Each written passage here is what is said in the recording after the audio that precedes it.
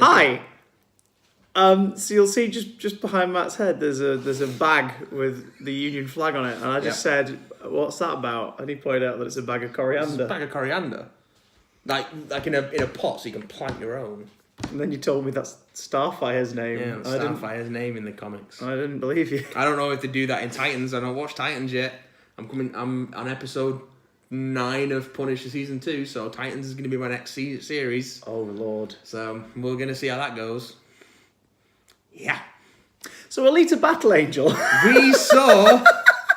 we saw Alita Battle Angel, and although we are going to be talking about it in depth on this week's podcast with spoilers and everything, we thought we'd do a little spoiler-free reaction/review video just to whet the appetite. To coax your whistles. Yeah. Wait, what? So we're not going to get into spoilers in this. We're just going to give some thoughts. Yeah, some thoughts. It's a 2019/2018/2017/2006, whatever it was meant to originally be made, motion picture. God knows. Brought to us by James Cameron, but not directed by James Cameron, directed by Robert Rodriguez. Produced by James Cameron. Yes. Co-written by James Cameron and someone else, whose name I'm going to look up while Chris continues speaking. And he was determined to make this film, but then realised that he had too many projects on, and then added more projects, which we've yet to see any of because these Avatar movies are taking forever. So Robert Rodriguez took over directing duties and shaped the film.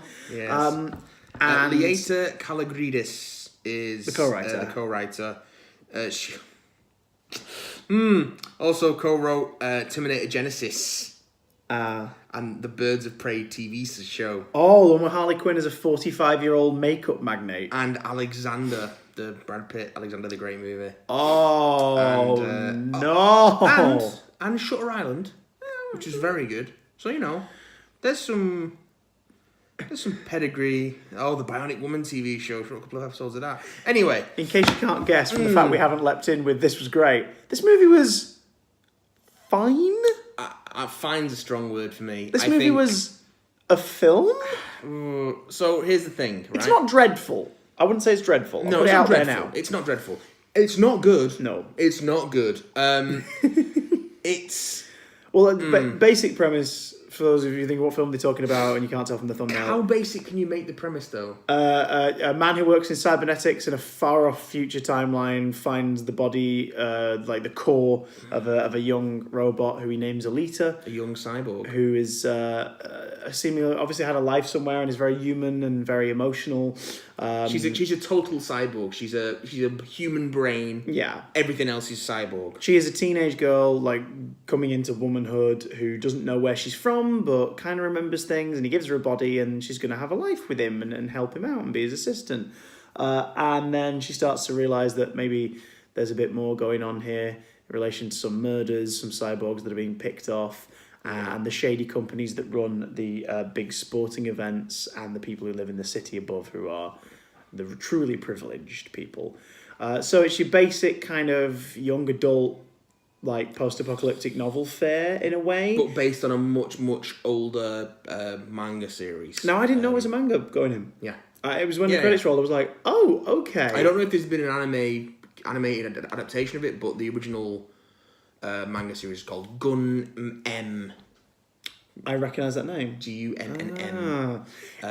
This film flows like a volume of a manga, as in it is not a story of beginning, middles, and ends. It's episodic in the worst way possible. It feels like it's based on a series of short stories, and this is adapted short story 1, 2, 3, and 4, and is alluding to number 5. Yeah, it's disjointed.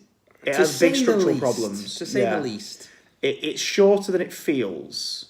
It was 2 hours in length. I think it feels at least an hour longer than it actually is. And that's just felt endless. That's because it builds to Act 3 twice. Yeah. And has 2 very different Act 2s leading into the Act 3. It is structurally a mess. Which is a shame because there's some really... I think Rosa Salazar in the lead as Alita does a great job. She's amazing. And everybody who brought that character to life has done amazing work. She emotes some really crappy dialogue, but she does it really well. She really makes the best out of the material she's given. She plays the innocence of a teenage girl as well to sort of, I think, sell some of the more same goes flimsy for moments. Yes, and there are flimsy moments. Nearly every moment of dialogue in this film is flimsy.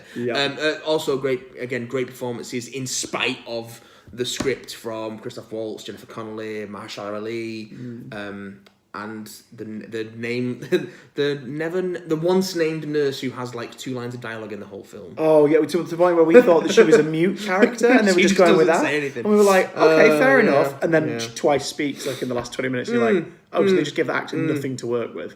The guy who plays the Hugo, the love interest, is Blandy McBlanderson.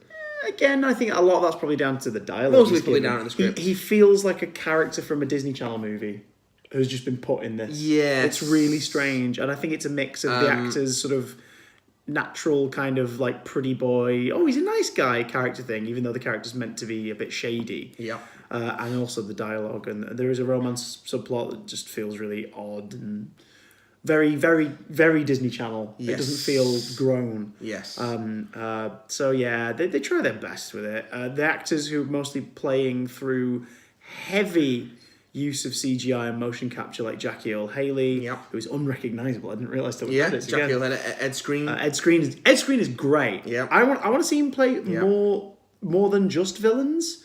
But when he plays a villain, he plays a villain. Yeah. He's really good at it. Yeah. Those actors do great work with, again, sort of the limitations of being under all this stuff. And the designs of the characters are fantastic. Casper Van Dien's in this. Casper Van Dien's in it, yeah. And he's unrecognisable. Rico! Yeah. The designs are incredible. Yeah. I think every cyborg is great. And the fact that they are cyborgs, like part human, mostly machine, gives the film license to do the Saturday morning cartoon violence of Transformers or Teenage Mutant Ninja Turtles. It's surprisingly violent. It's very violent, but because it's cyborgs and the blood is blue. The few times blood is drawn from human characters, it's black, it's underlit, so they get away with it. Which again means because some gory things happen to people in this. Yeah, there's some surprisingly nasty stuff in this. For a 12 certificate, and it drops one F-bomb. Really great use of the single 12A F-bomb. Yeah. Really great use Really great use of it. Almost as good as X-Men First Class. Which is pretty dumb. Which is the gold standard for single use of the F-bomb. In a 12A film. Yeah. I think the action set pieces were all very impressive. I don't think anything was lost in the motion. It wasn't a blur. It's just a shame that the film as a whole is kind of messy and disjointed and kind of boring. Yeah. Really, when it comes down to it. I think it's going to play really well with younger audiences. Hopefully, because there's so much cookie cutter plot stuff. Yeah. And again, that's not to talk down to younger audiences, but I just mean those sort of films. Think of the films that when you get a bit older, you look back at them and you go, I'm not sure why I was a big fan of that. That's terrible. But you still get that really good feeling when you watch it because it made you feel great as a kid. I think Alita Battle Angel would be very much like that. Yeah, I think so. It's sequel baits, but I guess we can expect that because it's from a manga series. So but you should never do it in entry one, though. No. You should never do it in entry one. You should never be that smug. They front load with exposition in a really clumsy way, which means it never really finds its feet. Even though the movie's 2 hours long and it's not got a huge cast, the characters never really get room to breathe. Yeah. Unfortunately. But great visuals. Great visuals. Really cool action. Because of how kind of cut and dry it is, I think if you've got like younger kids or younger siblings who, can deal with something a bit more sort of like frightening and a bit more like, ooh. A bit more violent. Yeah, then I think they will really dig this. I didn't hate it. I also didn't have any stakes in wanting it to be better. So. I just sort of didn't care about any of it. Which is... We're in an Aquaman age now. Yeah. The scripts don't have to be good. No. Apparently. We really enjoyed Aquaman. Yeah. And it was a bad script. Yeah. This was a bad script, but it didn't have enough substance. There wasn't enough meat on the bone. There was not enough meat on the bone. No. Whereas like Aquaman had plenty of meat on the bone, even though it was a dodgy script and structurally a bit unsound. Pescatarians tucked right in. Yeah. And there's nothing to tuck into here, really. No. Some cool visuals, but nothing to bite down on. So if you like nibbling a wing... And it is a nibble. then go check out Alita Battle A Angel. long nibble. A 2-hour nibble. Yeah. You'd be very full. But yeah, tune into the podcast. So it should be on audio by now. Yeah, if you... And then... From Thursday onwards, it will be available on audio on the Yeah. podcast app and SoundCloud. How do? And also, if you want it on YouTube, it's available on Friday. Yep. You said hello, say goodbye. Sorry. Bye. Oh, don't say sorry. Sorry's the hardest word. I didn't know we were recording. Well, no. How would you? We'll see you in the pod. Bye. She's still here. What do we do? God. Oh, God.